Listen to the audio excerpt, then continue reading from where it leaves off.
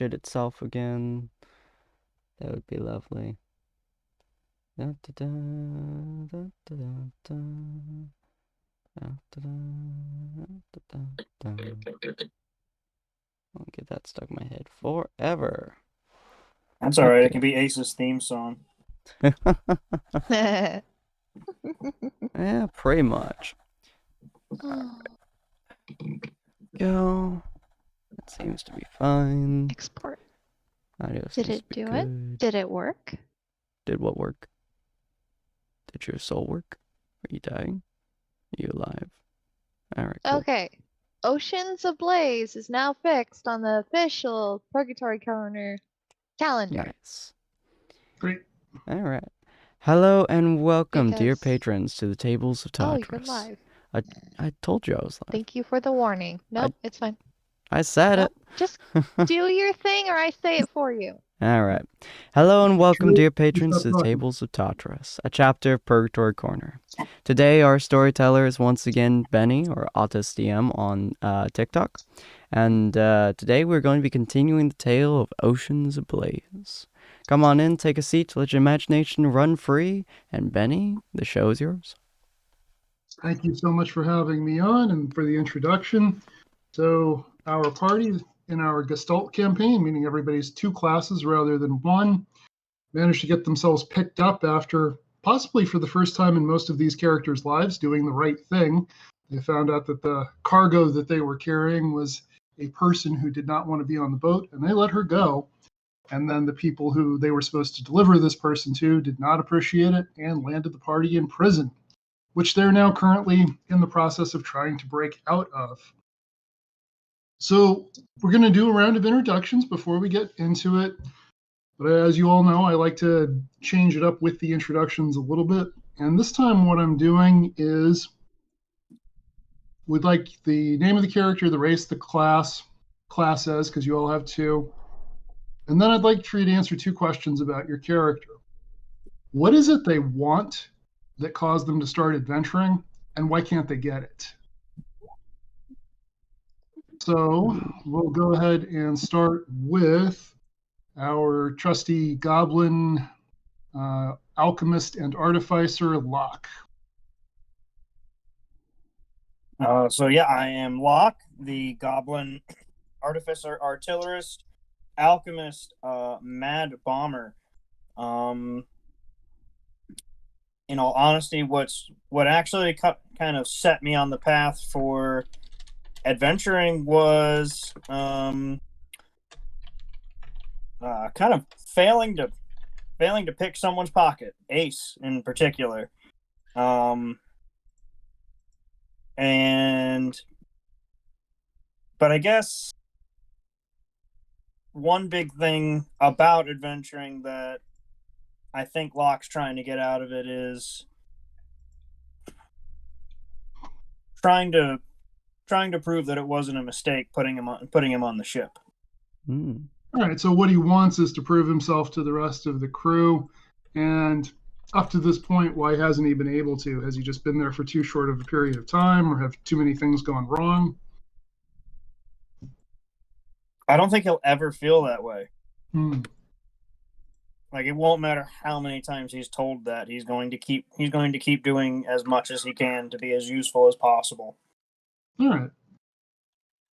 All right, so next up we have Signa. Yes, Signa is multi-classed warlock of the depths, or fathomless, I forget which one is the proper name now, and aberrant mind sorcerer. She got into adventuring not strictly intentionally. She was cast adrift by accident, and the old gods from the depths offered her an immense amount of power and the ability to survive that situation if she worked for them. And now her personal interest is to find a way to kill those gods and take their place at some point. And cannot do that because she knows nothing about eldritch beings, actually. All right. And that's going to bring us to, I want to make sure I get the full name and title right, the Princess Melody Oceanstar. Princess Marina. She is a Triton. Oh my gosh. Not my sorcerer. Yes. She is a Circle of Shepherd Druid and a lore bard. Mhm. Yep. Yeah. And she was simply wanting adventures. She's heard many stories of adventures in the past and everything, and she was so intrigued with the world above. Basically, little princess and everything. That's just curious of life. But she was never allowed to leave her home. She had helicopter princess, helicopter cannot talk today. Parents keeping an eye on her every which way she went until they finally allowed her to go on this kind of escort mission of sorts above the waters, which turns out to be an issue of sorts. So, yeah. That's fair. And finally, we have Ace. Ace is a swashbuckler rogue and crossed with a hexblade warlock. He is a human. And one of his main traits is that he's kind of he's a silver tongue talker. So he talks for quite a long while most of the time, and is very interested in kind of interacting with people, finding out what he can about them, and such like that. And then what he wants is pretty much to make a really good crew, to get everything going like that, because he owes a debt. In at least to his belief, he owes a debt to Davy Jones himself, which is where he gets his powers from into his memory. But he doesn't remember that well the interaction between him and the supposed Davy Jones, and he doesn't even know what his debt is. And so in order to prepare for this debt of sorts that he's unaware of, he's trying to get a great crew together to potentially do whatever needs to be done to complete this debt. And so he pretty much just looks at everyone objectively as like, how good are you for this crew? And beyond that, doesn't care too much. That is all fair. All right, so when we left off, you all had just broken into an area that serves as the general storage of the prison. That includes the effects of the prisoners that were confiscated, including all of your stuff, which you're able to find. It also includes anything in the player's handbook you might have wanted. So, for example, if you wanted a hand crossbow and it wasn't part of your starting equipment, you're welcome to snag it while you're here.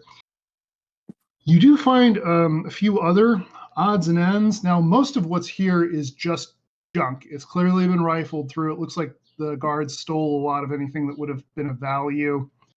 So there's, for example, there's some copper coins laying on the ground, but there's no silver or gold. Somebody obviously took that. Mm-hmm. But you do find a few things that are worth taking. You find a very well-made set of thieves' tools. Ooh.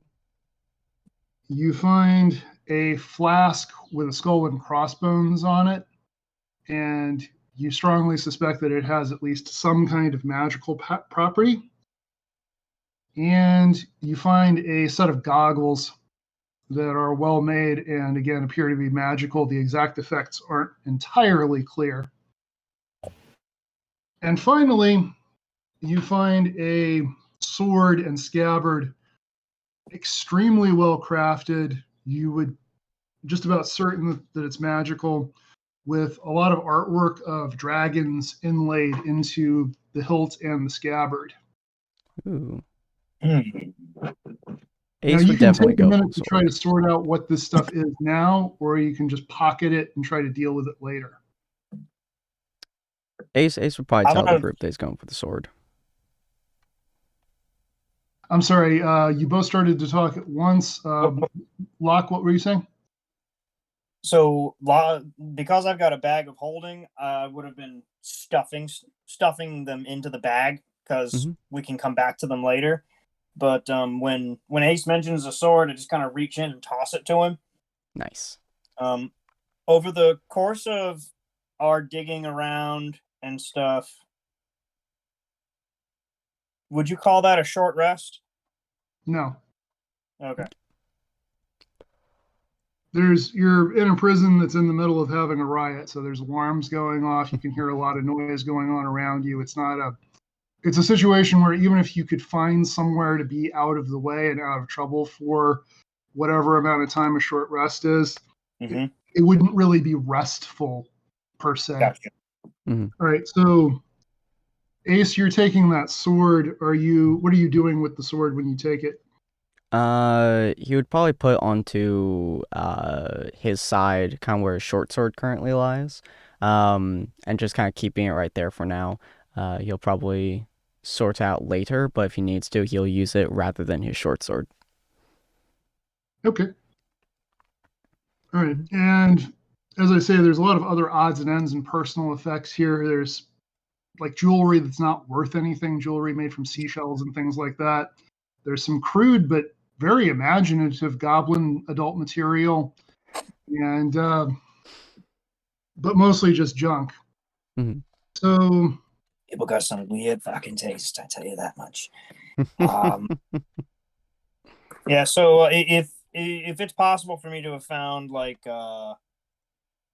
maybe a vial of acid or some sort of damaging consumables. Vial of acid, you are able to find something like that, yes. Put that down. All right. And after we're done looting the effects of the prisoners, kind of just turn around to Ace. All right, Ace. You're in charge here. Where do we go? Do we go get the captain? Find the captain would probably be the best plan. I don't know where the other half of the crew went. But even if we do find the captain, if we do find him, something happens, we need to rush out, we have no place to go. So captain will want us to find transportation first, lock it down, secure it, then find him. Preferably ours, but I don't think ours is around here, so we'll find our lovely boat at some point later. So right now we gotta go find some kind of transportation, preferably before they all fuck off out of here, and get that shit sorted. Then we'll find the captain. All right, out the door then. All right. So as you all go to leave, you hear a voice say, "Hey, under here," and it's coming from under a pile of clothing. Hi. Eldritch Blast. All right. So you Eldritch Blast, and a bunch of clothing goes flying in all directions, now rendered unwearable by the damage from the blast.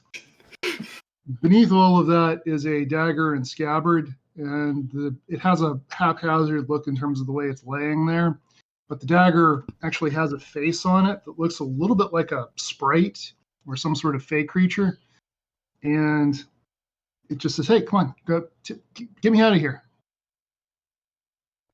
Hey, Goblin, it's your friend.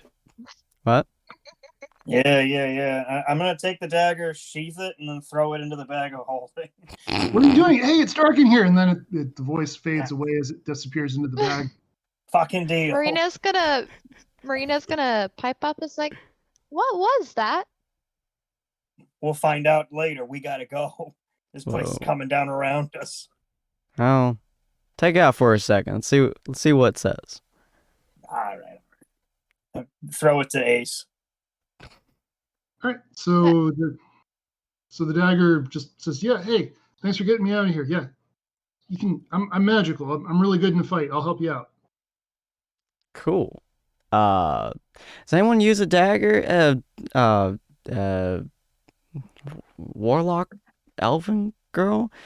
You, elven girl. I don't quite remember your name. Your recent addition to the boat.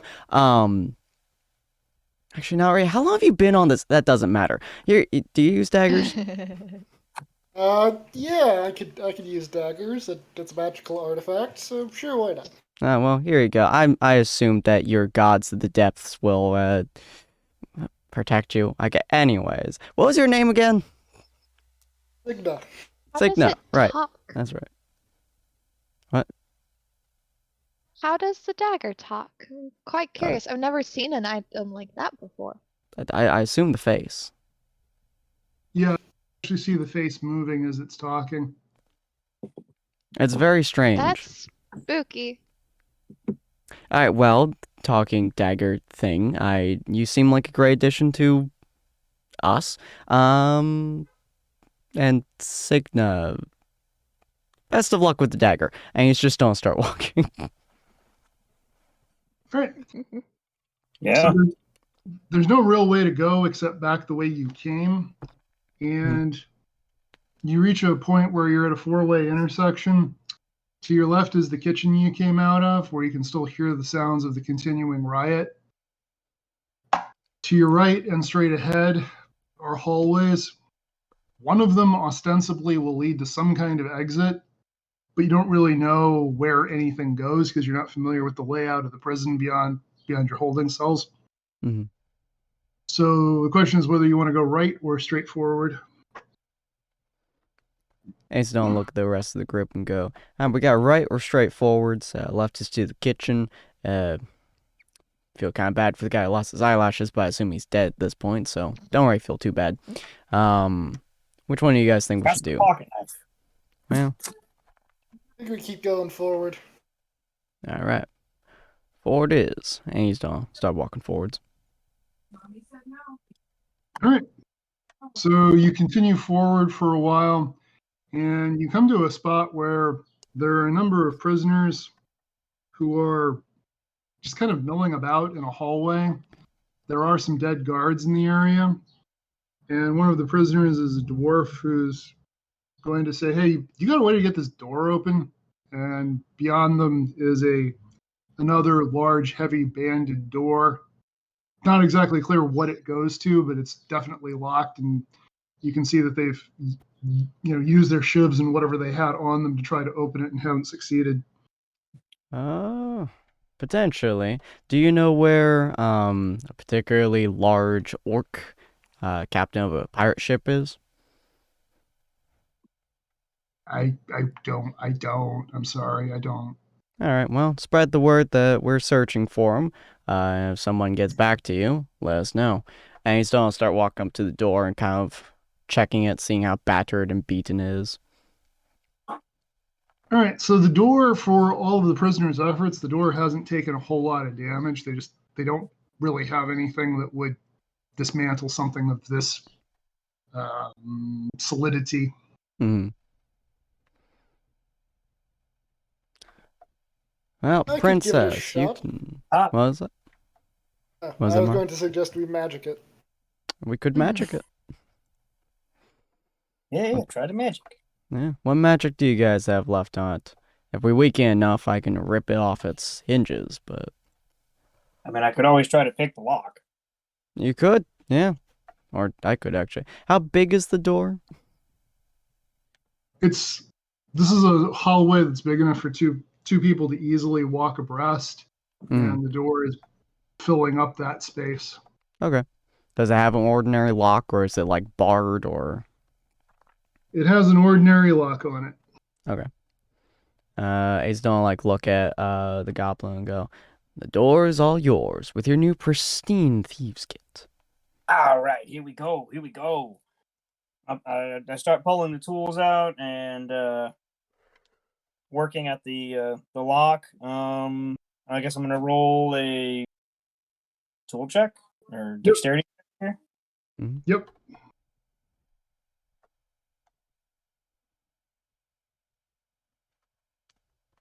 All right, so it's an 18.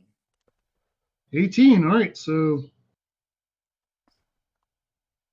the door does, you do in fact manage to get the door open.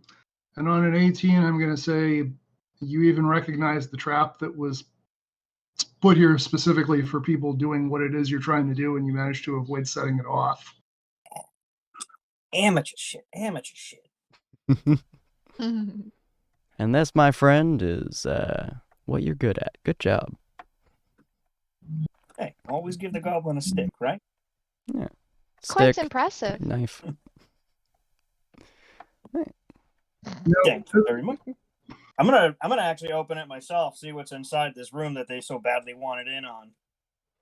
All right, so what's ahead is not a room. It's another corridor that leads to yet another doorway, but that door looks a lot less solid, and you can see light from the outside or light that most likely is coming in from the outside, coming in around the frame of that door. Now, as you open the door, the other prisoners are going to, not in a malicious way, but just in a sort of surge of movement. There's a few dozen people in this hallway. They're all going to try to surge forward and get out at the same time. The party can just try to flatten yourselves against the walls and let them go by. You can try to stop this from happening. It's up to you how you react. The Eldritch Cannon on Ace's back, if it's possible to do it without hitting any of them, is going to just go off and sort of like carve a line in front of them. Okay. So everybody stops and they all turn and look at you they're all looking at Ace because It's on his shoulder. Ace is the one who is wearing the thing, and they don't have any way of knowing that it was Locke that did this. So I didn't come this far to be trampled by a bunch of vagrants. We go down this hallway, and we do so in an orderly fashion. Don't worry, we'll get you out. Listen to what the goblin says. He knows he does well. And I have a flamethrower on my shoulder, so be slow, be kind, and if someone dies, ignore it. Keep going. All right, so you all are fully outfitted at this point with all of your gear, and they're equipped with things like kitchen knives and whatever they could improvise. So nobody's really looking for a fight with you. So they, with a lot of grumbling, they all sort of stand down and let you take the lead. This is just one long straight corridor, huh? That's correct. I'm gonna check for traps. Okay. I will do the same. All right, so what do I roll for that? Sleight of hand? Investigation. Okay. Here we go. That's a 2 from Ace. I'm sorry, what was it from Ace? 2. 2. That's the a best 26. number. Okay. This is why Ace doesn't look for traps. Okay, Just so let me Ace, do my job, okay? Let me do my job. okay, so Ace, you're able to determine that the walls of this corridor are in fact made out of wall. Good walls. Locke, what you're able to determine is that the traps here are not traps in a conventional sense. They won't harm you in any way, but these traps do relay to somewhere. They record the number and type of people who are passing. It's almost like a low quality security device. So when you go by, somebody will know that a couple of dozen people went by.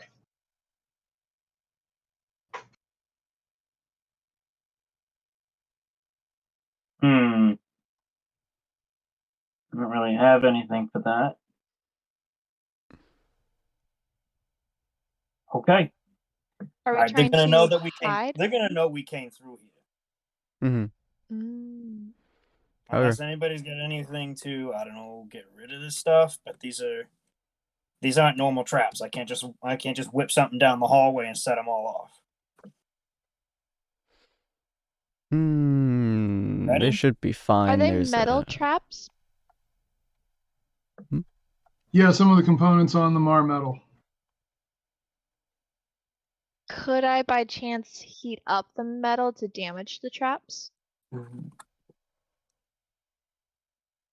You can, and just because I like the creativity, I'll go ahead and say you're able to hit them all with one heat metal spell, where the spell lasts for, I think it has a minute duration or something like that. I'll say you're able to to damage one and then move it down the line.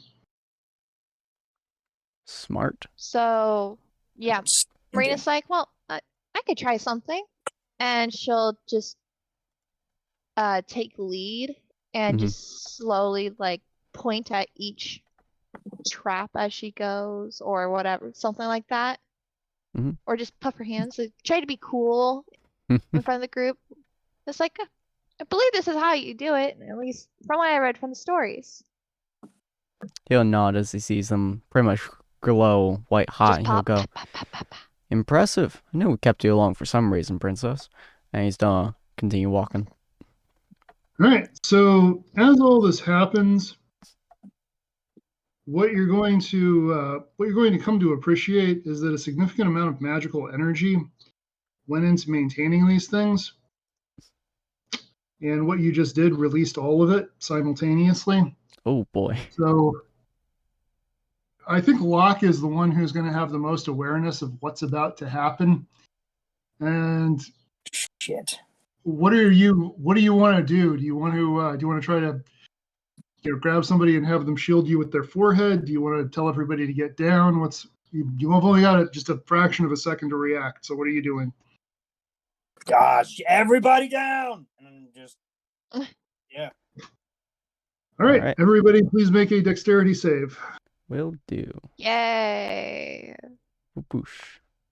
Hey, natural 20. Okay. Hey. Oh, no. That is a 14 for Marina. Ooh. Okay. It's gonna be a natural 1 from me to balance the party out, I guess. Oh no! Yeah, I don't have a reaction Perfectly balanced as all things should be. for you. I The law got of a equivalent 9. exchange. 9. Okay. So basically, Locke is since you're shouting warning to everybody instead of yourself getting out of the way, you wind up taking a significant amount of the brunt of this. And Signa, as Locke is shouting his warning, it's the kind of thing where you were kind of looking down at something on the floor, and so you look up and just like, why? What's going on? And just in time to take everything full to the face. So the two of you are both going to be knocked prone. And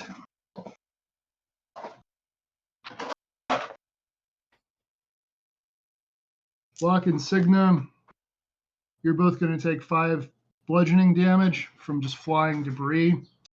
And everybody else is going to take 2. So it's not that bad. Nice. Ow. Oh, I hate it when that shit happens. Several of the prisoners have just broken into a run and are running back down the hallway, back toward the way you all came. Fucking cowards! Whew. That seems to have been a large explosion. How you feeling, Goblin? Usually this is your bread and butter. Surprised you got hit directly in the face. Yeah. You know, that's what happens when you're trying to protect the rest of you tall folks. So let's just go to the door and let's get ourselves out of here. Gotta get a boat. Well, I greatly appreciate it, Goblin friend. You're like the goblins. You're like this. Blah. Come on, brain. You're like the goblin I heard in stories so long ago from the elders. Except you don't eat as much bread. Yeah, he was fucking crazy. He punched a dragon. Did you know that? Punched that fucker to death. Yeah, that was so cool.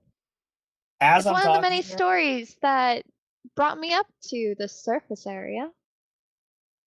As I'm talking to her, I'm not even going to mess around with whether or not the door is okay. While we're still like 20-ish feet away from the door, I'm going to pull 2 of my normal bombs out, and I'm just going to throw both of them right at the door. Okay. I'm assuming we're rolling. Oh no, we're 5 feet past the radius. Nice. Come on, I wouldn't blow up everybody with me. Only yourself. All right. So what kind of bombs are these? These are just normal bombs. They do a D10 fire damage. All right. So this door wasn't nearly as sturdy as the one that you picked the lock on, and looking at it now, you're pretty sure it wasn't even locked, and it doesn't seem to have been trapped. So it's just a wooden door, and it is blown completely off the hinges by this. And beyond that, you can see out into what seems to be an open courtyard.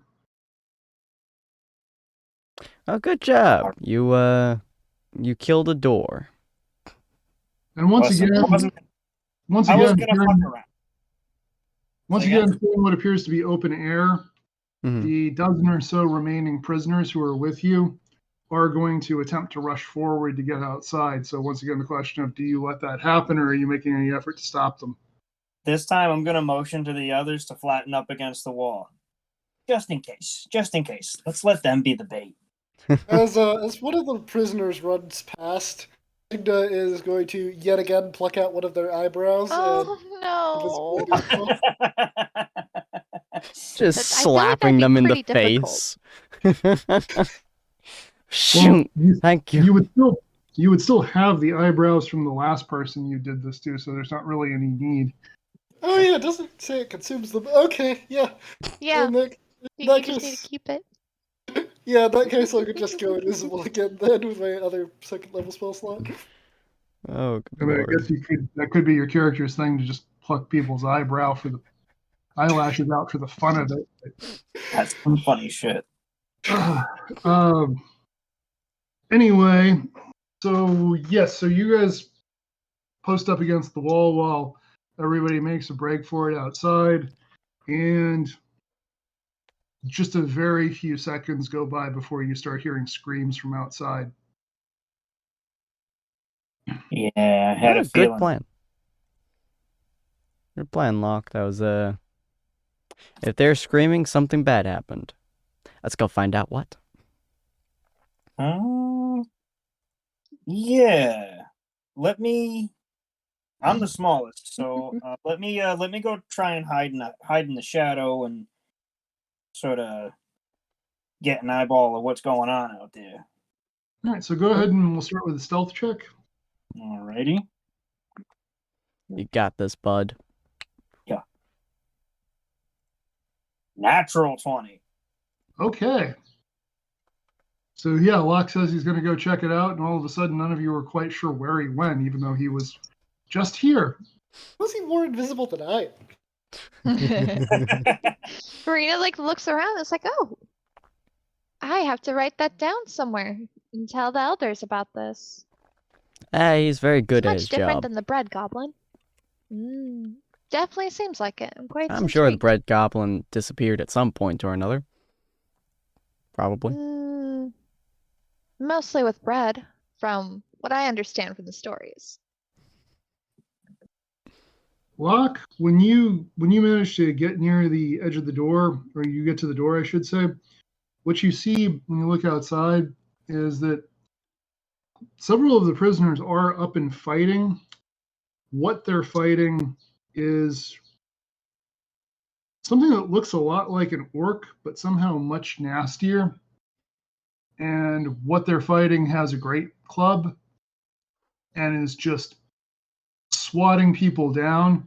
You're also able to see that it's not really trying to kill anybody. It's just essentially doing things like kneecapping people or knocking people unconscious. Yeesh. And it's very intentionally doing this. It's not the lack of ability to end a life that's causing this orc or whatever it is to not kill them. It wants to capture them. So two things. Does it look particularly intelligent? So I'm not sure what Hmm. your definition of particularly intelligent would be, Well, but basically, are we looking at just like this? Are we looking at basically just like a raging ogre, or does this thing seem to be making like a lot of tactical decisions? it's making tactical decisions for sure. Okay. How far? First of all, is there a way out of this courtyard that looks like it leads out? Yes, beyond where the orc creature is, there is a gateway that you're actually pretty sure you recognize that is the gate that you came in through. All right. And my next question is, does it look busy enough where we could potentially sneak around the edge? It's not beyond the realm of possibility. You don't have any way of knowing exactly how perceptive this creature is or how much of its attention is being taken up by what it's doing. The only thing you are certain of about it is that what it's doing now in terms of taking on these escaping prisoners doesn't seem to be taking a whole lot of effort from it. It has these people very outclassed. Okay. And if you wanted to make any kind of a history check or even a nature check, if you're good at either of those, you're welcome to try to figure out exactly what it is you're dealing with. Yeah, I think I'll make I'll make a history check. I really wish Marina was like able to see this so she could be like, oh, hey, this. I read so many stories with Nat 1. That's a 26. 26. Okay, hot rolls tonight. Yeah. Yeah, on a 26, you absolutely know what this is. This is what's called a Tanaruk, which is the orc equivalent of a tiefling. Oh. And this That's not good. Right. And this particular Tanaruk, apart from having a great club, is just generally, it's wearing armor, it's well outfitted, and it's moving in a way that indicates that this is a trained fighter.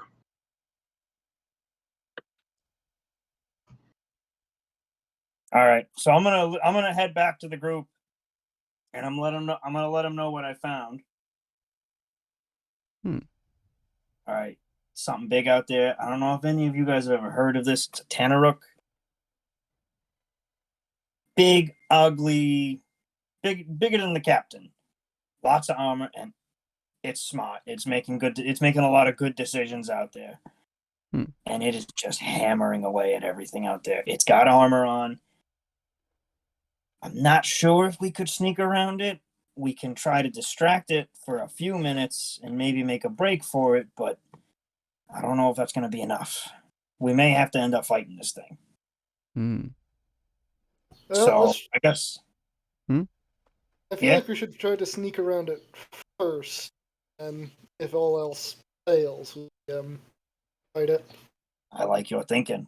And if it doesn't know some of us, when it knows the rest, then we could jump onto its back and stab it in the neck, or you can chop off its balls. Brutal. Those are quite gruesome options. He's small So- enough for it, I think. How big is this thing? He's looking at the lock. It's not quite, it wouldn't classify as large size, but it's at the very top level of what would classify as medium. It's pushing 7 feet tall, and it is Brock Lesnar levels of jacked. Jeez. So if we're going to try and sneak around this thing, I actually have something I'm going to try. I'm going to pick up a couple of rocks off the ground. I have something called magical tinkering. Okay. And I'm going to bite my thumb and I'm put some blood on one of the rocks, and I'm going to shake it around a little, and it's going to light up, and a little like illusion of me is going to pop up onto it. I'm like, all right, who else wants to be on the rocks?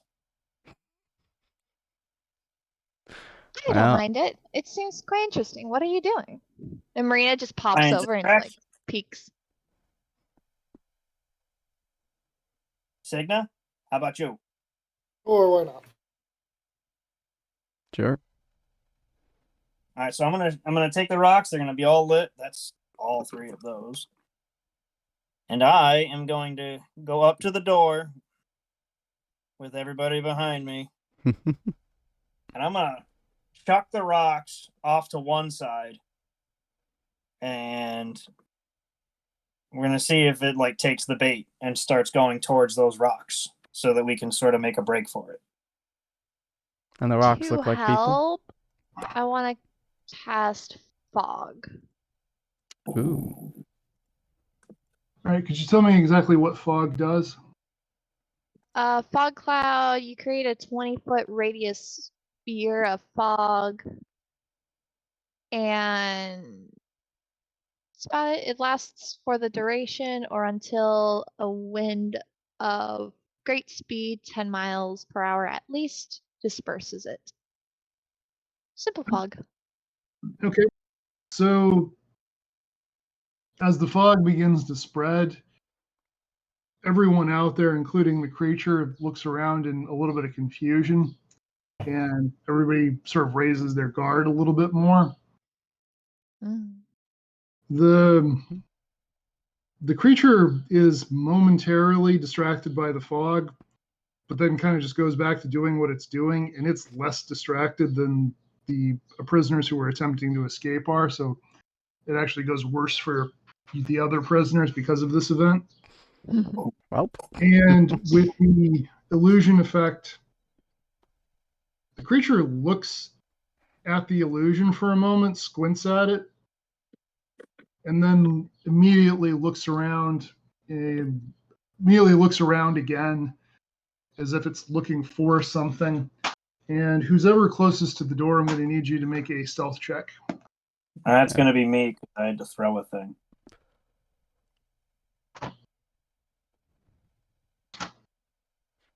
Whew. How's a 12 do me? The creature's eyes are going to focus on you, and in a very gruff voice, it's going to shout, "Back to your cell!" I'm gonna try and block its view for a few solid seconds before I realize that I'm entirely invisible and it doesn't work. You're Not like, you today. can't see me. Wait. And you know what? I'm gonna try this. I'm gonna reach in my bag. I'm gonna pull out a laughing gas bomb. And I'm gonna prime it with 1 reagent dice. And I'm gonna chuck it. Okay. He has to make a con save of 15 or fall prone in a fit of laughter. He succeeds. Just takes it to the face and he just stares at it, looks back at you, and you're just like, fuck. The last of the prisoners who were out there don't. They are now fall prone laughing. And he's just it's a little bit disconcerting how easily he does this, because when I say great club, I mean this guy's pushing 7 feet tall and the club is as big as he is. And he's just going to twirl it as though it were a marching baton and just sort of stand planted where he is. Hey, Locke. You, I thought we were trying to make it so they could escape, or at least make it so they were diversion. That doesn't seem like a very good diversion. Unfortunately, he's noticed that we do exist. Ah. Yeah, all the others have it noticed as well, and they seem to be laughing. This is a problem. Well, the laughing is a little bit my fault. They'll be fine. They'll be fine. You know, it's only gonna, it's only for a minute. They'll be fine. Don't worry about them. The way that the explosives work is that they take half damage on a successful save. So when it goes off, he takes 4 poison damage, already have. Okay. And guys, I think we're gonna have to fight our way out. Seems like it. Do you think we should get the captain first, or? I think we're gonna be a little busy first. All right. Then we can. Based what I've seen on the captain, I'm sure he can handle himself. The fog cloud. Yes. How much is it obscuring us? I was picturing that it would be covering us pretty well. That's fog, yeah. Kinda. Hold So on. unless there was some kind of wind. Mhm. All right. Sorry, audio cut out there for a second. Could you repeat that? All right, so the area is heavily obscured, Mhm. which means that you can see, I'm taking that as you can see the general shapes of things, but it's hard to make out. Mhm. Works for me. And what you're going to see happen is this creature, you're going to see something move in the fog, and it's not exactly clear what's happening. And you're also going to see and hear someone, it sounds like it could be the creature, or at least it's in that general direction, casting. And the result of this is there will be wind, but it's not enough to blow the fog away entirely. So it goes from being heavily obscured to lightly obscured, meaning you go from not being able to see things to being able to see outlines of things. Mhm. And if you're making any kind of a range attack or a perception check on anything, you'll do so at disadvantage. Ace is gonna start pulling out his the magic sword that he had gotten with his left hand, kind of seeing if there's any noticeable effect as he's holding it. The sword doesn't glow or anything like that, and it Mhm. doesn't do anything that you're able to recognize. Interesting. And he's gonna spawn his longsword in his right hand. All right, so shall we get going, folks?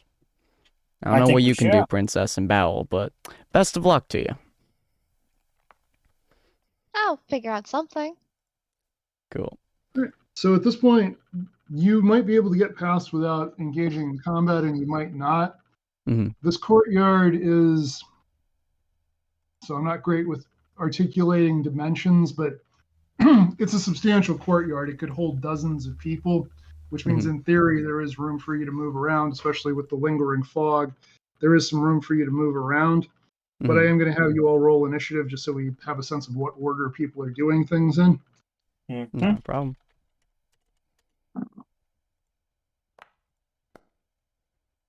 Gonna be a 19 here. Okay.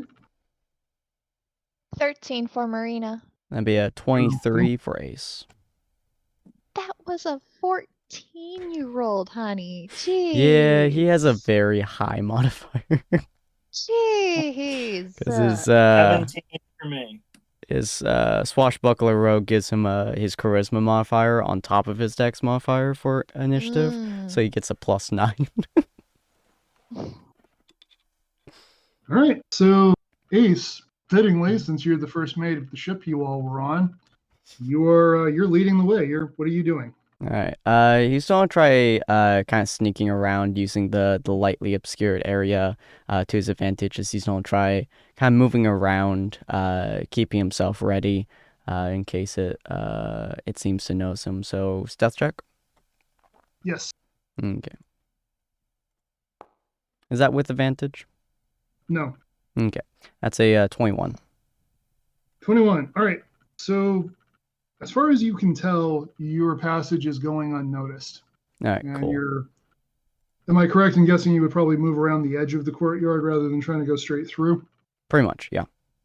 Okay. So next, go ahead. Oh yeah, and then he's going to once he gets within 30 feet of it, he's going to use his bonus action to do a Hexblade Curse. Essentially, he's cursed for 1 minute. I gain bonus damage against the cursed target. It equals my proficiency bonus, so +2. Any roll I make against him is a critical on 19 or 20. And when he dies, I regain hit points equal to my warlock level plus my charisma modifier, which is 8. All right. So you do that, and something you notice is that you're able to cast your curse, no problem. That goes through. Mm-hmm. You do notice there are now a couple of other shapes in the fog that you don't think were there before. Concerning. Okay. But yeah, so he's kind of making his way around the area. He curses him, and that'd be his turn because that's action, bonus action, movement. Good. You got it. So next up we have Signa. Signa being invisible is going to just try to interrupt the path, but try to move a little quicker because it doesn't have to try as hard to not be noticed. All right, but also trying to sneak out. Yep, also trying to sneak out. All right, so go ahead and make a stealth check with advantage. 7 With advantage? with advantage. Oh, Okay. you So, throw away yeah, those You really need new dice. dice. That's the new pair. Oh. As you're walking along, some of the stone that was blasted loose from the misadventure with the sensors that were in the hallway, some stone was also blasted loose out here. So you're making your way along and you stub your toe on a brick and you just start cursing loudly in every language that you know, thereby giving away your location to everybody here despite you being invisible. You're still invisible, but They everybody turn to Marina. It's like, is that the princess? So that was your movement. You still have your action if you want to do anything. I think your mic's off. Yeah, okay. That's what I thought it was. Oh, Jesus Christ, this isn't good. I don't have anything I think I can do. Okay, yeah, that's gonna be the end of my turn. Okay, Oh, okay. Locke, you're up. Well, I'm gonna try and follow Ace and sneak along behind him. Stealth check. Okay. Please get above a 1. I think. Yeah, that's 22. All right. Oh, got higher than I did. Damn. Yeah, so you make your way along very quietly. And is there anything else you want to do on your turn? So I see these figures in the fog.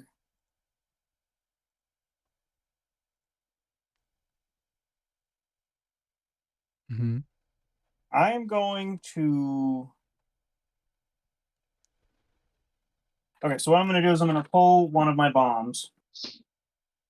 And I'm going to just hang on to it and hold my action, if that's okay, to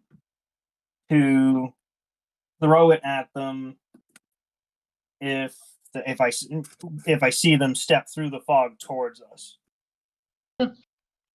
And that brings us to Marina. Marina's going to follow after the goblin and Ace. So Stealth check, please. That's not too bad. that's a 14 for the princess. All right. So through the fog, you can see one of the figures turns toward you, and it is a full, much like the original, it's a full close to 7 feet tall, and it's a good bet that it's on you. Is there anything Okay. else you'd like to do on your turn? She is going to cast Tasha's Hideous Laughter on it. All right. I believe that's a wisdom saving throw, if I'm not wrong. Yes. DC 13. DC 13. All right. Maybe. Yeah, DC 13. When you I think cast so, Tasha's 13. Hideous Laughter, are you flavoring that in any way, or you just want to cast the spell? I'll flavor it as it's like, oh, you're not supposed to see me, silly goose. So the reply that's going to come back is, yeah, silly, and just going to completely stand there staring in your general direction. That's unpleasant. Yeah, it's fine. That's all she can do. All right. So you're all in a similar area at this point because it sounded like you all tried to creep around the same way. So the two of you who succeeded on your stealth checks are witnessing what happens next. Oh boy. Warden is going to rush out of the fog and take a swing at Signa, or take a swing at the direction where Signa was. And So before it gets to Signa, can my held action go off?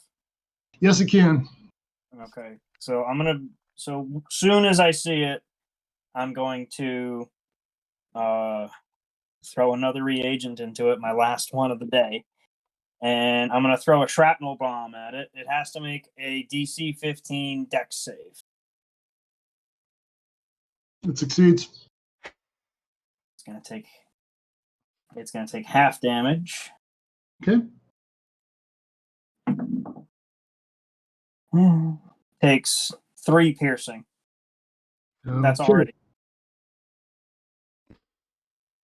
Okay, so this does startle it. It stops, and it's going to turn its attention toward Locke, who it now sees because you threw something at it.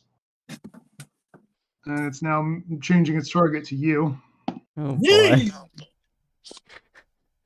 And I'm guessing 11 does not hit your AC.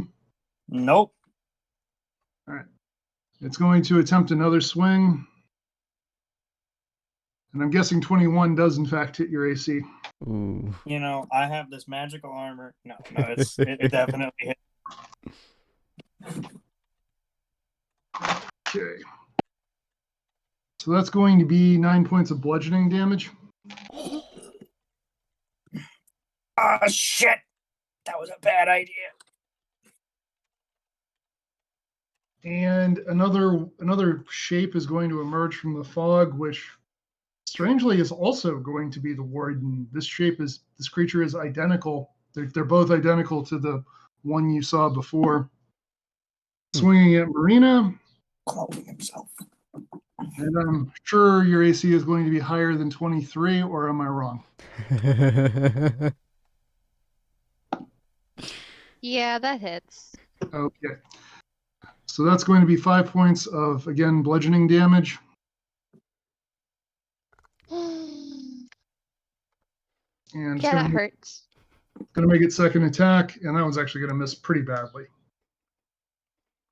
Now, the one who's the furthest back, who is the one that Ace had marked with the Hexblade's curse, is going to cast again, and the fog is going to dissipate more. So you're now in more regular view. There's still some lingering fog, but you can generally see through it. Okay. And what you can see is these 3 creatures seem to be identical. They're all 3 Tenarooks, armed with great clubs, and even more individualized features, such as hair and eye color, all match. Interesting. Okay. So with that, it is Ace's turn. Alright. Ace, seeing there are now 3 of them, he's going to assume that the spellcaster is doing something. He doesn't like that very much, especially having now just watched Ace and Marina just get backhanded with a club. He's going to cast second level Hex on the one that he Hexblade cursed. So until a spell ends, I deal an extra 1d6 necrotic damage to it whenever I hit with an attack. Okay. And I choose one ability when I cast the spell that has disadvantage on ability checks made with it. I'm going to go with Wisdom. So it has disadvantage on Wisdom checks made. And if it drops to 0, of course, I can move it. Right. So he's going to use that. That is a bonus action. Then he's essentially going to run towards it. And he's going to main action stab it, basically. All right, so you were well hidden. I recall you rolled pretty high on your stealth check, so even with the fog gone, I'm going to say you go ahead and get advantage on this attack. Sweet. Okie dokie. Will do. That's going to be a 21 to hit. That does hit. Are you attacking with your packed weapon or with the sword you found? My packed weapon. My other Okay. one's in my offhand, so I'm not using it just yet. Got it. Yeah, so that's going to be 21 to hit. That's going to be a total of 14 damage, it looks like. Plus 2 from Hexblade Curse, plus 3 from Hex, plus Sneak Attack. Oh, wow, I got a lot of Sneak Attack.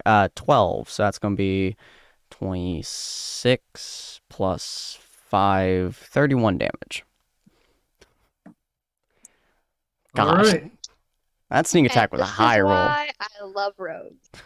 Can't play them worth anything, but oh boy, those moves are really nice. That's Sneak Attack, holy moly. Yep. All right. So he's going to look you in the eye Mm-hmm. and just say, "Ow!" And he's going to use his reaction to make a melee attack at you, Okie dokie. and he's going to miss. All right, cool. Pretty confident that 11 doesn't hit your AC. It does not. All right. So Signa, you are up. Alrighty then. So Signa, there's still someone like right next to us. Yeah, so the four of you were right next to each other, and these two moved up. One of them attacked Marina, one of them attacked Locke, and they're both pretty close to you. Alrighty then. I am going to fire off a Chaos Bolt at the guy right next. Okay, go ahead and roll your attack. Unless it's a save. It's a 4. 4? 4. Don't know what Yeah, to that doesn't say. hit. Oddly. Okay. I'm no longer invincible. Am I far enough away to not opportunity attacked when I move away? I didn't. What you said was very garbled. What? Sorry. Am I far enough away to not get opportunity attacked? Are you far? Yeah, I would say so because you just made a ranged spell attack, so you didn't need to be that close. Okay, in that case, I'm going to keep sort of moving around the edge as much as possible. Just put some distance between myself and everyone else. All right. So at this point, you've gotten to the far wall of the courtyard from where you were, and you've covered about half the distance to the gate. Cool. Locke, you're up.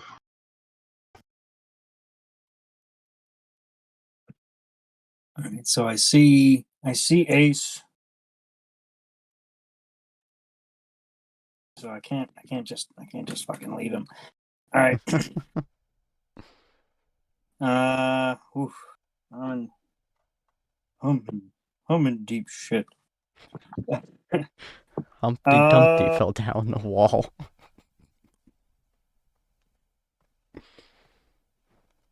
I am going to risk an opportunity attack to try and get some space between me and this one bad guy here. All right. Does 15 hit your AC? No. All right. You make it. Yes. Thing bigger than you slams down in front of your face, and you're just like, oh. Oh, got it. Oh. All right. And so then what I do is I'm going to take off. I'm going to go towards the exit because I know there's no way that I'm going to be able to be of any use if I stay within melee. How far away? Basically, here's my question. Can I throw one of my explosives so that it lands behind the big bad?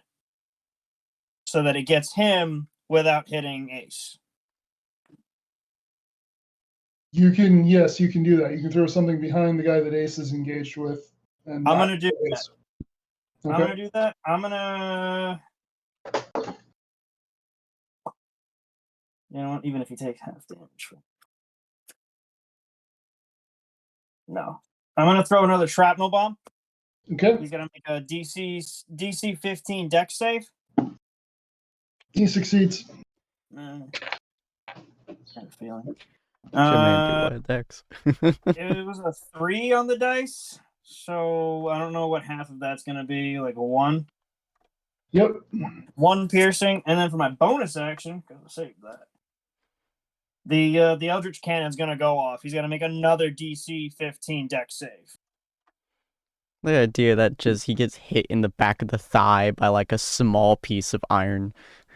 I'm picturing a bunch of shrapnel goes flying by and doesn't touch him, but something flips him on the ear, and he's like, "Ow! What you doing here?"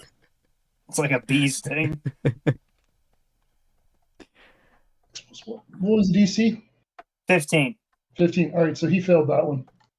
So he takes 2d8 fire damage. Ooh, okay. That's 10. 10. 10 Okay. fire damage. All right. He's feeling it. Bathe in the flames. It's like, ow, my ear. God, my body. And I'm going to use the rest of my movement to try and find a good place that's close to the exit, but still within range to help. All right, so you get to about where Signet is, which is about halfway. Gotcha. And from where the two of you are, you can see that this gate is closed. And it's hard to tell if there's any lock on it per se, but it is barred from the inside. Okay. And that's going to bring us to Marina's turn. Okay. I'm going to. Oh, I really wish that would work the way I wanted it. You got this.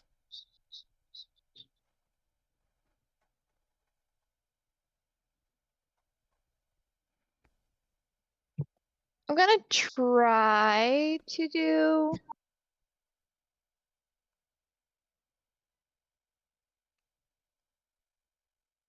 Yeah, we'll just do this one instead. I'm going to do laughter one more time. Tasha's hideous laughter. Yes. Try to get away. Try to prone them again. What's the save? DC 13. Passes. Of course. Again. Damn it. I like you. Thank you. Damn it. Talk about a hot streak. Jesus Christ. Mm-hmm. It's like a Dave Chappelle show, just awkward silence. Yeah. It's like, what am I supposed to do? Do you surrender? Try to be all threatening. It's like, no. It's like, okay. That's all she can do. You have Spirit Totem, by the way, for your bonus action you can do. Oh. That's right, Druid that's not ability. a spellbook thing. You also have Bardic Inspiration, the thing that bards are very good at. Yeah, everybody always forgets Look. Yeah. The thing I usually forget. Actually, no, it's my first bard, so. All right, do you want to give somebody a bardic inspiration? We're going to do spirit totem, actually. Okay. And I'm going to do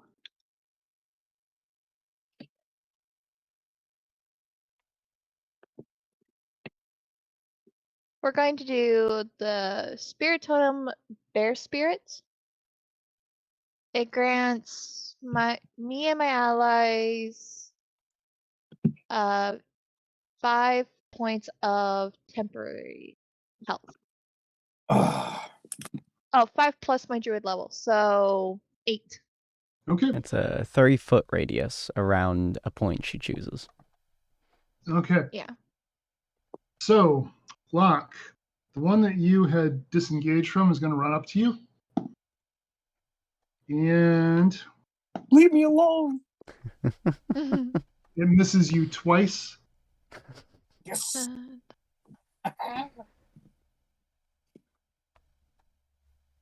Ace, the one that you're engaged with, is going to take a swing at you.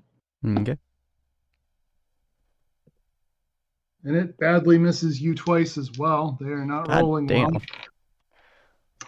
And the last one, which is the one that's, Cigna had targeted, is going to run up to Ace and basically try to crack him on the back of the head. Oh, and that's going to hit. Okay. I'm pretty sure 25 hits your AC. It does indeed. All right, so the damage is going to be 10 bludgeoning. Okay.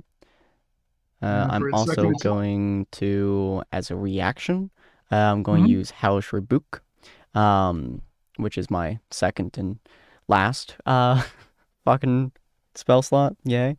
And I'm going to be doing dexterity saving throw from you. If you fail, it takes, because this is second level, 3d10 fire damage or half on a failed save. Succeeded on the save, so it'll be half Succeeds. damage. Okie dokie. So that's going to be... There you are. Wow. 24 halved would be 12 damage. Okay, so manages to avoid the worst of it, but it's still pretty singed. And am I correct that 13 misses your AC? It does. All right, so we're back to you all. Okay. So Ace, noticing that he now has 2 folks on him, he's going to probably try stabbing the one in front of him, mostly with his main action, just because he's done so much. Since he is, I believe, alone at the moment. Let me look at, where is my feature? There you are. Sneak attack, specifically my raucous audacity. If I don't have advantage on it against a creature, as long as no other creatures are with. Oh no, there is a creature within 5 feet of me. Damn. All right. Yep. That's a problem. So I won't get my sneak attack from that. So we'll do. Yeah, fuck it. We'll use my main action to attack the guy in front of me, which unfortunately will not have sneak attack, but that's fine. That is going. Well, it doesn't matter. That's going to be a 10 to hit the first guy. I'll assume that misses. Yeah, nothing doing. And with my offhand, I swing towards the guy who tried cracking me in the back of the skull, and that's unfortunately a 5 to hit his AC. Damn. All right. That's so gonna miss too. All right, so our initiative order moves on to Signum. I'm going to try. This is my last spell slot of the day, but I'm going to try another Chaos Bolt at the guy who tried to hit me. All right, so at this point, he's got his back to you, and he's focused on Ace. So I'm going to say this attack does have advantage. Jesus Christ. Okay. You got this, probably. The first roll is a 2, and the second is the first roll I've had over 10 all night. That's going to be a 14. 14 just hits. Thank God. Finally hit something. Okay.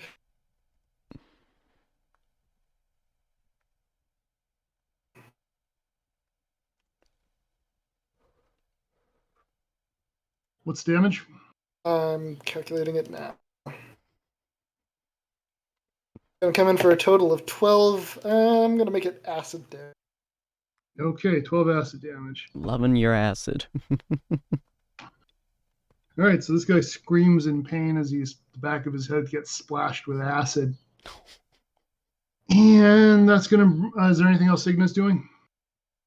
Moving further towards the door. All right, so basically you're right by the door now, and that'll bring us to Locke. All right, so you said the door is barred from the inside? From the inside, that's correct. And this is a wooden bar? Also correct. Okay. So Signon right up against the door.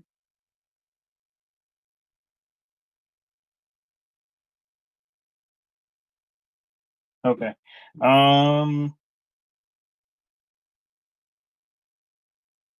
I gotta help. I gotta help Ace somehow here. I'm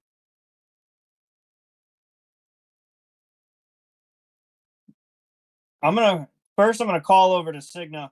Listen, I need you come over here. I'm gonna give you something to try and get that door open. You're gonna have to give yourself a bunch of space when you do it, but I need you to come over here so I can give it to you. And then I'm gonna actually pull an incendiary bomb. And is there a way for me to throw it so that it gets both of the Tanarooks on that are on Ace right now? Well, the answer is yes, but you would hit Ace if you do that. All right, so I just want to get the main one then. I'm going to throw it so I can get the main one. You're going to have to specify which one is the main one because they both look identical. The one with Ace's hex on it. Oh, okay, yes. So yeah, you're targeting that one. Yep, go ahead. Yep. All right. So what I'm doing is I'm going to throw it so that it hits behind him. Mm-hmm. So that I don't hit Ace with this explosion. This is another DC 15 dex save. Fails. Okay. So, he takes a D6, which is 5. Okay. And the entire area, 15-foot diameter area, is engulfed in flames until the start of my next turn. Okay. And any creature that ends their turn in the area is going to take half damage. And then to finish off my turn for a bonus action, I'm going to have the flamethrower on Ace's shoulder. I'm going to have him bathe the big guy in flames. Yeah. And that's another save. Another DC 15 dex. All right, so that one he makes. All right, so he's going to take half. He's going to take half of 8, so 4. Okay. All right.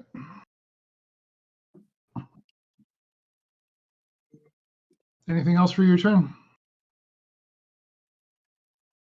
If I move closer to the door, am I going to be out of range to do what I've been doing? No. Okay, so I'm going to move closer to the door, sort of make it easier to do what I want to do with the next turn. All right. So yeah, you and Signa are basically right by the door at this point, and that's going to bring us to Marina.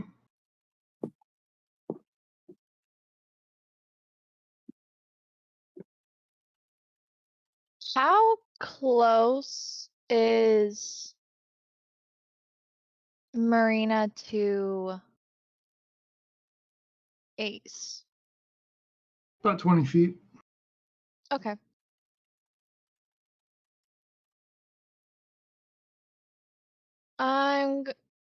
Do I still have enemy on me, right?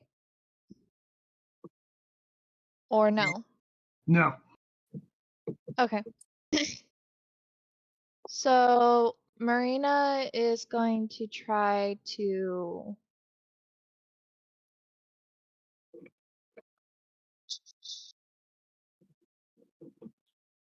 she's going to try to make her way to the door then. Okay. And as she goes, she's going to do Vicious Mockery. And where is that one? Who's she She's targeting? going the enemy with the hex curse on it. All right. Fails. Okay. So that's going to be 2 damage. And then she's going to give Ace Bardic Inspiration. Vicious Mockery also makes the Hexblade, the hexed opponent, have disadvantage on its next attack roll before the end of its next turn. That is correct.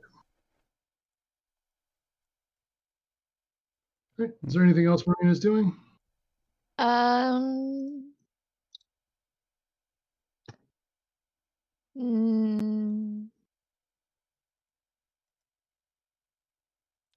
I think that's gonna all you can do. hold my action. All right, we already had an Yeah. action. Guess Vicious Oh wait, Mockery. yeah. Yeah, okay. Then yeah, that's it. All right, so the one that got hit with Locke's fire spell, the one that's hexed, is going to move away from that effect. It's going to step out of that area and going to go ahead and attack Ace with disadvantage. Just 16 hit your AC? My AC is 17. Okay, so it just misses. Second attack hits. Okay. And that's going to be 9 bludgeoning damage. Oof. Ouch. Okay. And then the other one is going to make his 2 attacks at you. Mm-hmm. First one hits for 7 bludgeoning damage. Second Not one looking misses. good. And the last of them is going to run up to Locke again. Oh, get away. And he's going to grab you and pick you up. And he's going to hurl you at one of the other ones. Oh boy. As in hurl me at either Signa or Marina? No, he's hurling you at one of the other ones who Oh. you see take up his club like a batter going to swing. And you're going to get cracked for 12 points of damage. Good and thing. 12 points of bludgeoning damage. Oof. And he's going to knock you directly into Signa. And Signa, you're going to take 5 points of bludgeoning damage from this event. And you're both prone. Oof. So basically just like a big picks up the goblin, baseball pitch at one of the other ones, knocks you into Signa and knocks you both down. Locke is not looking good right now. All right. Same. Jeez. I'm all beaten up, and there's just bruises on bruises right now. And that is going to end their turn. Ace is not looking too much better. How does the hexed dude look? He is not in good shape. He is hurting badly. Ooh, let's see. Trying to think of what Ace would do at this exact moment, because he is hurting a lot. Let's go ahead and have him. Boy. He's going to use. Yeah, he's going to use a steady aim. To give himself advantage on his next attack roll, considering the other enemy is within 5 feet of him, so that way he can get his thing. And I cannot move afterwards, because my speed goes down to 0 because of steady aim, so that's fun. But we'll give him sneak attack if he hits. So let's pray that he hits. Okay, so steady aim works for ranged attack. Huh? But if you're using an Eldritch Blast or something, I'll allow it. Steady aim is only for ranged? That was my understanding. I could be wrong. As a bonus action, you gave yourself advantage on your next attack roll on your current turn. You can only use this bonus if you haven't moved during this turn. My mistake. Go ahead with what you were doing, then. I do apologize. You're good. I was very confused. I was like, is it? Oh, I might be misreading it. So that's an 18 to hit. That definitely hits. All right. Let's roll that. Cool. So that's going to be 12 damage from his longsword, plus the Hexblade Curse, which is 2, plus 3 from Hex, and then 11 from sneak attack. That is a high sneak attack. Yes. Fucking hell. That's 12 plus 11. That's 23 plus 5. 28 damage. Really putting all of his might into this swing to hit him. All right. This guy is down, and the other two kind of flicker and waver and fade and disappear. Nice. You see Ace like probably slash him across the knees or something to knock him all the way down. You see him like panting. He's like, oh, I got him. Ow. Like just bleeding all over. Oh, Lock it, the damn door open.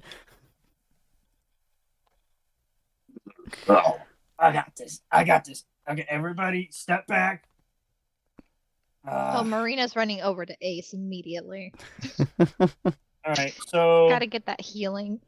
when I look at this door, I see a lot of wood in front of me, and it's definitely particularly strong. All right. So here's what I'm gonna do. I am going to hand Signa a couple of explosives. I'm gonna hand Signa one incendiary bomb and one shrapnel bomb. That'll be the last of those. All right. You and me together. We're gonna blow this fucking joint. And aim for the bar. And I'm gonna start chucking explosives at it. And I'm gonna have my little flamethrower hop off of Ace's shoulder and skitter on over to the door and blast the door with some flame. So you're doing this, you're doing a tremendous amount of damage to this door.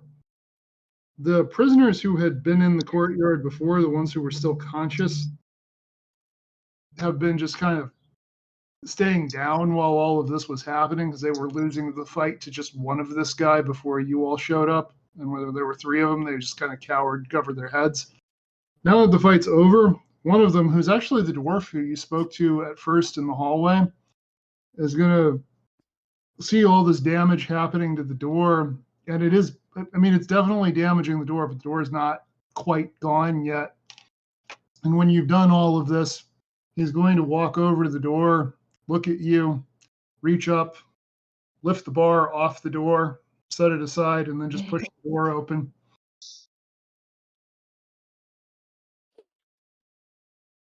I'm gonna look him in the eye and just spit blood at the ground. Fuck off. It's kind of stand up, look at the folks. I assume many of them are around, and he's just kind of shout out, "Oi! Any of y'all know where the big giant orc pirate captain folk is?" Some of them don't really respond to you, and the ones who do are just shaking their heads. Oh, goody. And the dwarf who has just opened the door is going to look at you and say, he may have been taken to the mines directly. They do that sometimes. All right. Well, in that case, gotta get us a ship. Just don't look at the folks. Signa, wherever you are, go and find a ship for us. You're probably faster than us.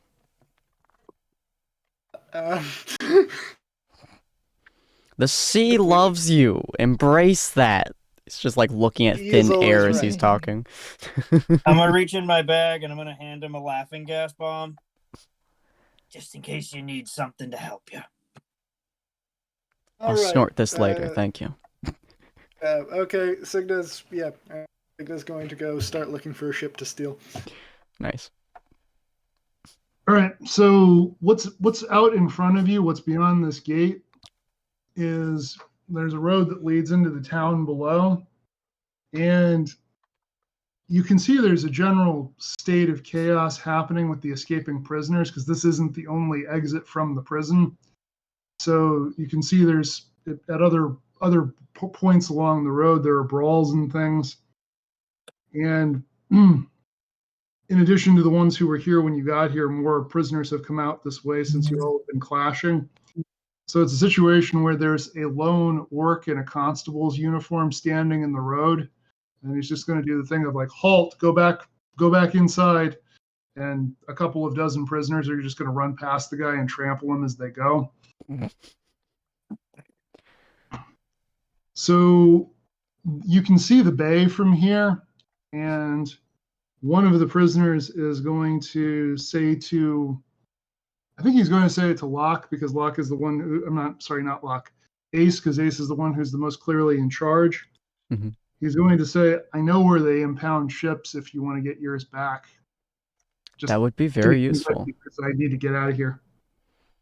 I just want to kind of shout out to whoever's remaining at this point. Whoever wants to, you're welcome on our ship, if as long as you make your way there and help us get it out of impound. If you're willing to get in the way of us, we will kill you. I hope you're aware of this. But if you want to join the crew, you're welcome to. We're always looking for new folks, especially since most of our crew got kidnapped. So feel free to make your way there, and if you find any of the old crew, don't kill them. I quite like them. All right. So there aren't many people left here, but among the people who are left, there are two people who look nearly identical, and they look like they're the result of possibly a mating between a goblin and a gnome. And one of them's going to look at the other one and say, firm but fair, and the other one, and the second one is going to say entirely reasonable, and they're just going to start marching off toward the impound lot, following the human who spoke before. I like them. One of them is going to look back and say, what's your name, Captain? Call me Ace. Ace. All right. All right, let's And go. if you find any other folks who seem to be escaping this impound, and you don't think they'll be a terror to the ship, feel free to invite them on board as well. We need quite a few people to board the ship. So your impromptu crew are now making their way toward the impound. Is there anything in particular you all want to do as you're making your escape now? Are you trying to proceed more stealthily, or are you trying to learn anything about your surroundings as you go? Marina would definitely be looking about as she is following Ace. He would definitely be kind of walking, not quite stealthily. At this point, a lot of people have been kind of stomping their way out, so he assumes most of the particularly large danger is away from them, considering their small group. So he's mostly looking for stragglers, random people who might be seemingly escaping, or folks that he can bring on board the ship, at least until he gets to the next town over. And Locke and Signa, what are you all doing at this time? That's just trying to remain stealthy. Okay. Holding my side, limping along with the party. Okay. So, Marina, I'm going to say go ahead and make a perception check with advantage, because you have some time to perceive. Mm-hmm.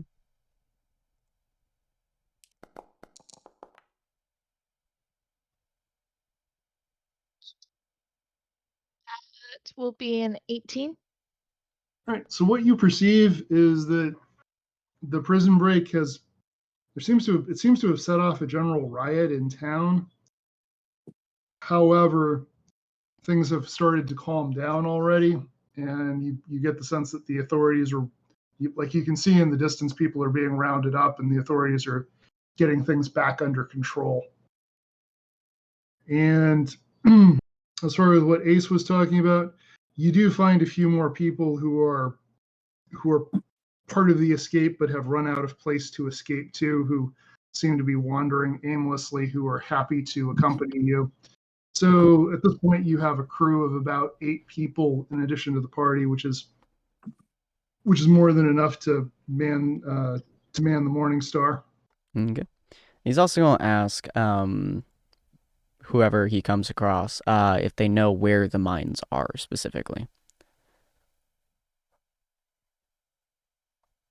So one of the people does answer you, and he explains that basically further inland is the mountains that made up the majority of the territory of the Daryag supremacy.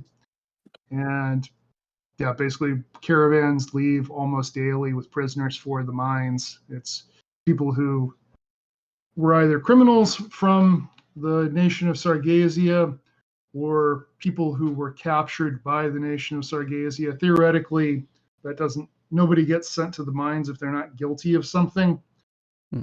But the mines are very lucrative and they go through a lot of people. So guilty becomes a very relative term when there's that kind of demand for labor. Interesting. All right, so we'll gear our boat, make some distance, and then circle back when we're good and ready to do so. He'll nod to them as he starts walking probably a little bit faster to this boat at this point, now that he has a full crew. Okay. Now, as you get to the bay, what you're going to find is that the area is being locked down because you're not the only ones who had the idea of get a boat and get out of here. Mm-hmm.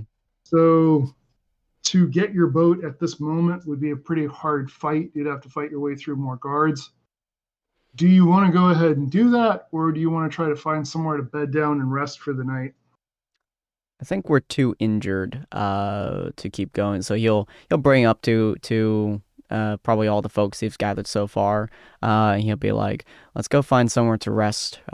See if we can get something under our way, recharge a little bit, and then once the area is less heavily impounded, as they have to open the gates eventually, we'll go and grab our boat, keep an eye on it. You two," he's still on point at the goblin gnome hybrids. Are you two particularly stealthy? Oh yeah. Keep an eye on the boat. Stay out of danger if possible. You two will be at the lookout. Make sure that the boat, no one harms it particularly. I like that boat.